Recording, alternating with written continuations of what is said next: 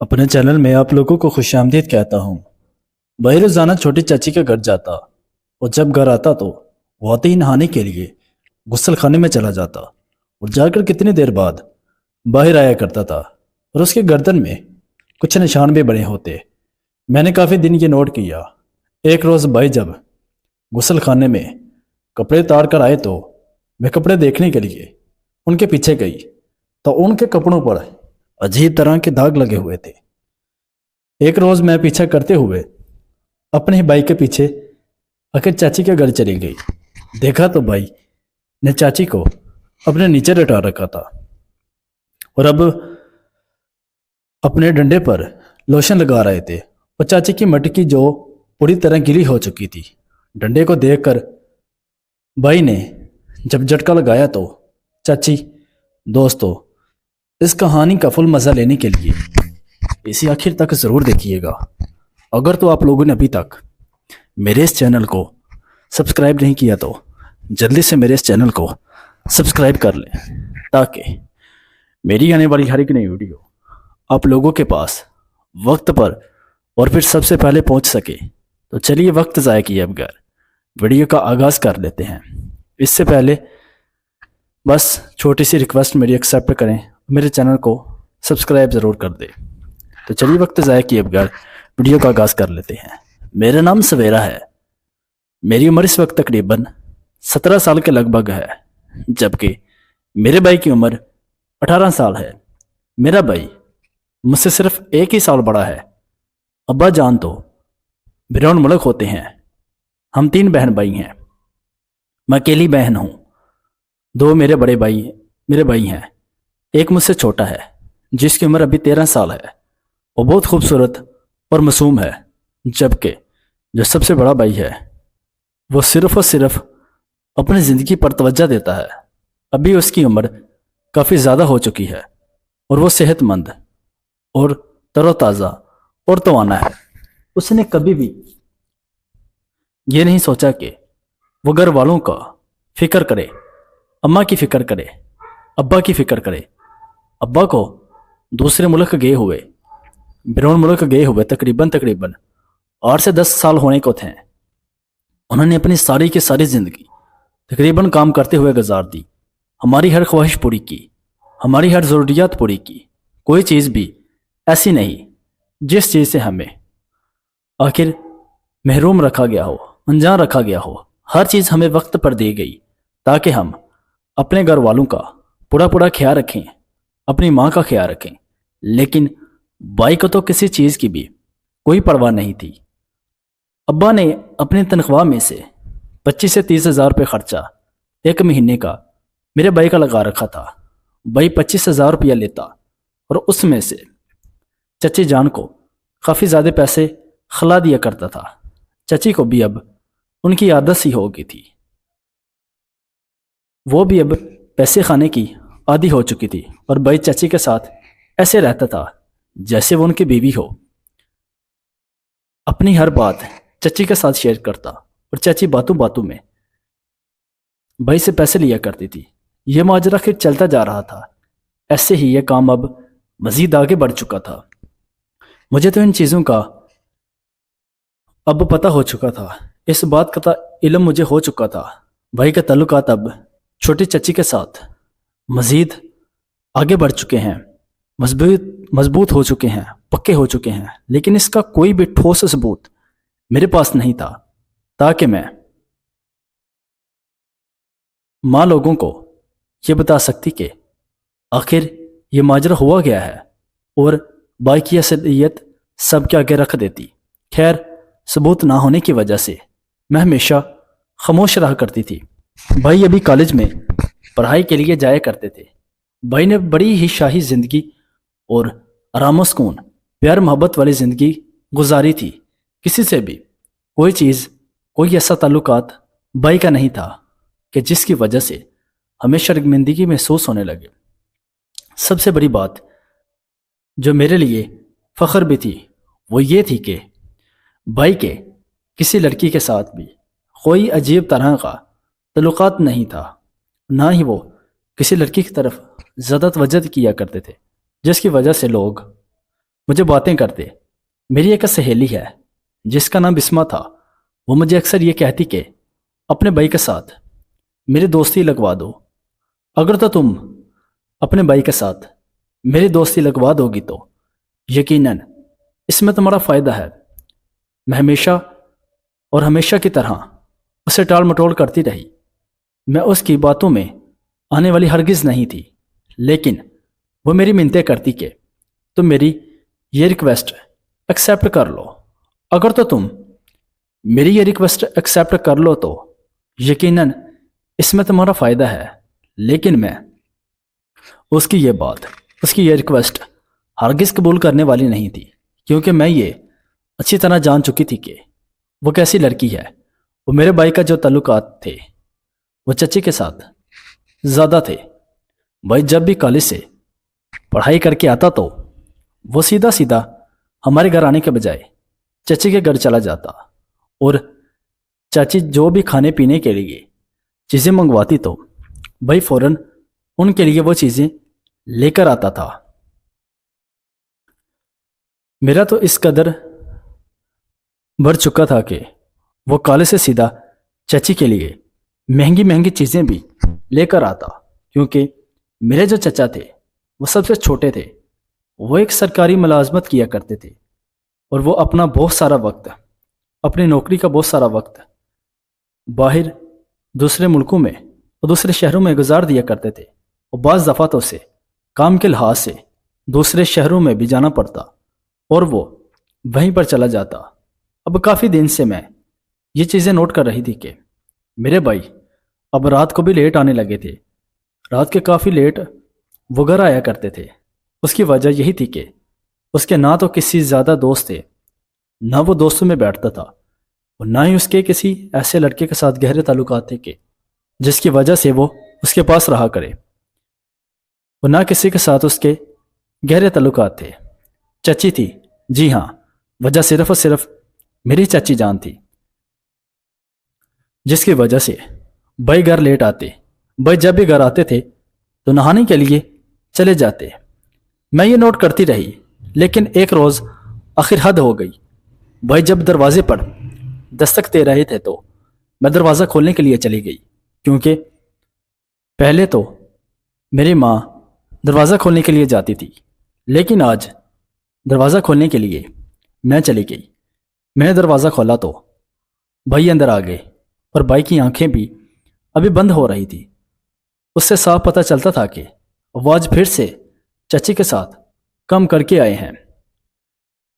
بھائی کے کپڑے بھی تھوڑے سے آگے سے گیلے ہو چکے تھے، جس سے میں اب صاف پتہ لگا سکتی تھی کہ وہ ضرور کام کر کے آئے ہیں۔ جی ہاں، وہ کام کر کے آئے تھے۔ بھائی جلدی سے اندر آئے اور نہانے کے لیے چلا گئے۔ نہا کر صاف ہو کر باہر آئے تو مجھے کہنے لگے کہ جلدی سے جاؤ اور میرے لیے کھانا لے کر آؤ، اور کھانا کھانے کے بعد مجھے دودھ دینا، آج میری طبیعت کچھ خراب ہے، میں نے میڈیسن کھانی ہے۔ میں سمجھ چکی تھی کہ آخر کون سی میڈیسن ہے جو اس نے کھانی ہے۔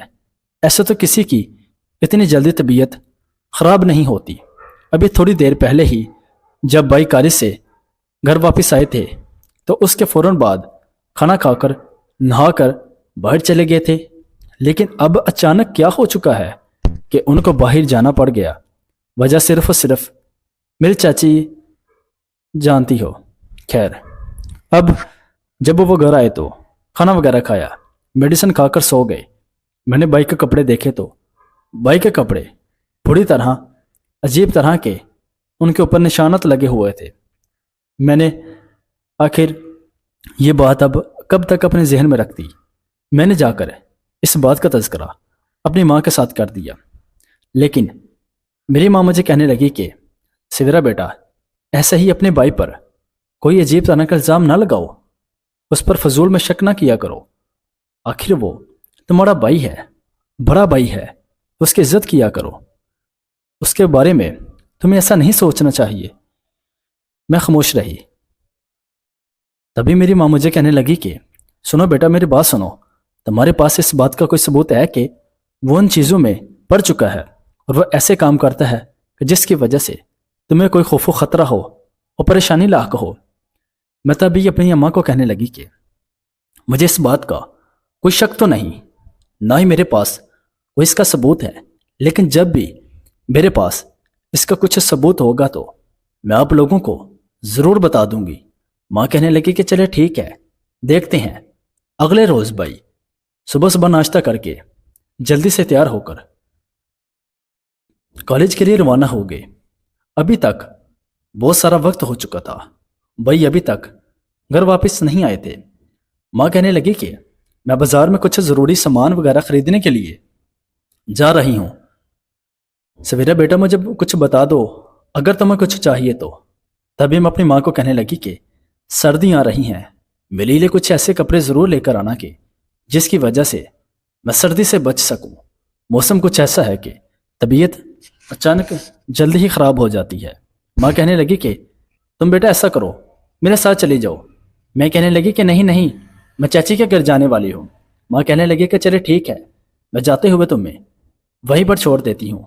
میں ماں کے ساتھ تیار ہو کر چچی کے گھر جانے کے لیے روانہ ہو گئی۔ ماں نے مجھے چچی کا گھر چھوڑ کر خود بازار کی طرف چلی گئی۔ میں نے جب دروازے پر دستک دی تو چچی دروازہ کھولنے کے لیے آ گئی۔ میں چچی کے ساتھ ہی تھی۔ بھائی میرے ابھی تک چچی کے گھر نہیں آئے تھے۔